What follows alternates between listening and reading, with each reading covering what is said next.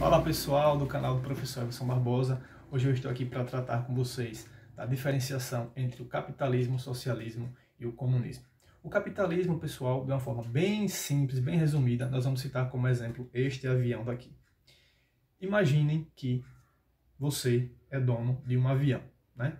Esse avião você foi lá, pagou, comprou, adquiriu e ele agora é sua propriedade privada.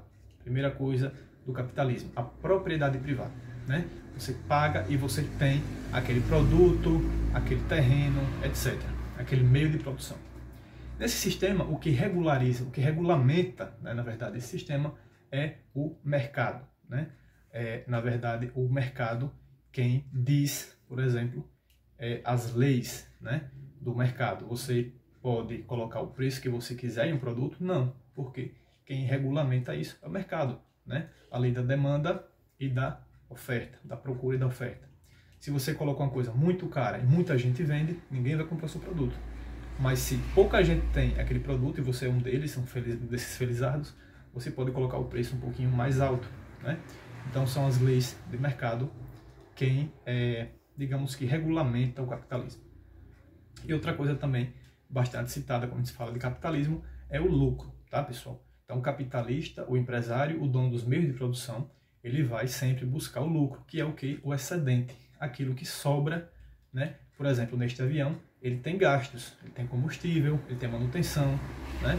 Existem todas as tarifas e impostos que aquele dono daquela empresa paga ao governo, por exemplo, do país, mas aquilo que é ganho com as passagens aéreas, por parte dos seus clientes, acaba sobrando, né? Essa sobra é chamada de lucro.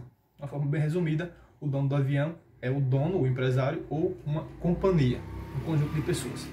No sistema socialista, nós temos a economia planificada, né? Ou seja, no sistema socialista, quem dá as cartas não é o mercado, mas sim o governo, né? O governo central. O governo é centralizado.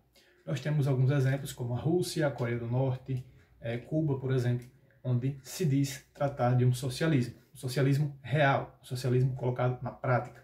No caso do socialismo real, quem seria o dono desse avião seria o Estado. Isso mesmo, seria o presidente, seria a classe política, né?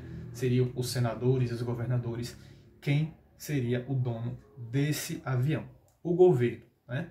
O Estado é uma coisa, é o país. O governo é o conjunto de pessoas que está no governo administrando temporariamente aquele país. Uma coisa que parece acontecer bastante no socialismo é que existe também uma incompatibilidade com as democracias. Por quê?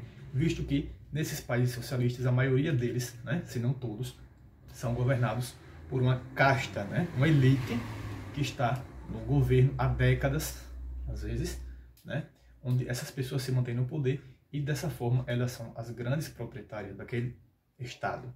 Certo, pessoal? Então, quem seria o dono do avião no socialismo seriam a casta, a elite que governa aquele país. E o comunismo? Esquecendo uma coisa.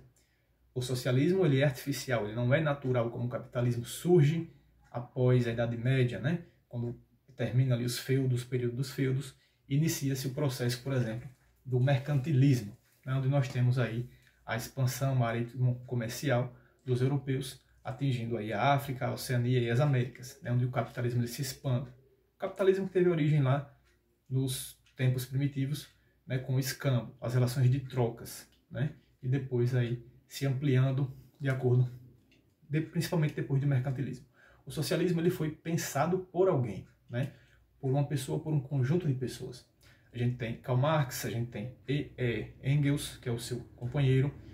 Então, a Revolução Socialista ela é pregada e foi, de fato, aconteceu com Lenin, com Trotsky, com Stalin, na Rússia, na Federação Russa, né? A Revolução, chamada Revolução Russa, por exemplo, onde esse sistema acabou se espalhando, principalmente depois da Guerra Fria, né? Após a Segunda Guerra Mundial, onde o mundo ficou bipolarizado entre socialismo e capitalismo.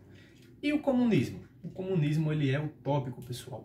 O comunismo nunca foi implementado de fato em nenhum país. O socialismo, sim.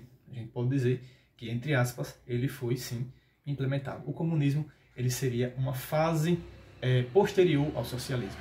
O comunismo, na verdade, ele seria um estágio tão avançado, mas tão utópico de socialismo, que nós, seres humanos, já não precisaríamos mais de um Estado, com E maiúsculo, para administrar o país. Ou seja, ele seria administrado por nós, pelos seres humanos, né?